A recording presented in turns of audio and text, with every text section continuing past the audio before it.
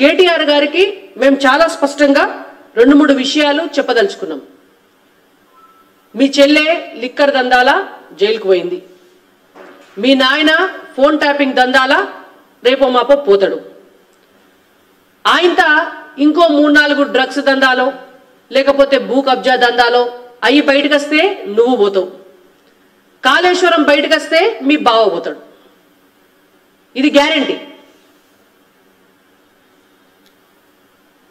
మీరు తెలంగాణ ప్రజల సొమ్మును ఎట్లా దోసుకోవాలనో అట్లా దోసుకొని ఎంత అవినీతి చేయాలనో అంత అవినీతి చేసి ఎంత దోపిడీ చేయాలనో అంత దోపిడీ చేసి మళ్ళా మీదకెళ్ళి ఇవాళ బీజేపీ ఏం చేసింది, కిషన్ రెడ్డి గారు ఏం చేసినారు, బీజేపీ నాయకులు ఏం చేసినారు, అసలు నీకు గింతనన్న దమ్ము ధైర్యం ప్రజల పట్ల బాధ్యతే లేకపోయా.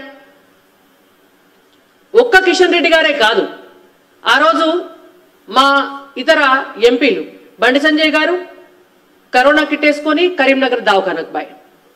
ఇవాళ బీజేపీ నాయకురాలు అప్పుడు గవర్నర్ తమిళసై గారు ఉండే. గవర్నర్గా ఉన్నటువంటి ఒక మహిళ కూడా కరోనా కిట్టేసుకొని వరంగల్ ఎంజీఎంకు పోయి అక్కడ డాక్టర్లకు భరోసానిచ్చి ప్రజలందరికీ కూడా మేము ఉన్నామని ధైర్యం కల్పిస్తే నువ్వు మీ నాయన ఇంట్లో వంటిరు.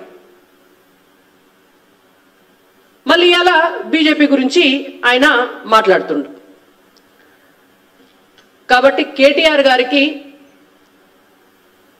మీ నోరు అదుపులో పెట్టుకోండి, జాగ్రత్తగా మాట్లాడండి. రేపో మాపో జైలుకు పోకే ముందు కనీసం సానుభూతన్న వస్తుంది ప్రజల దగ్గర, అదన్న తెచ్చుకోండి.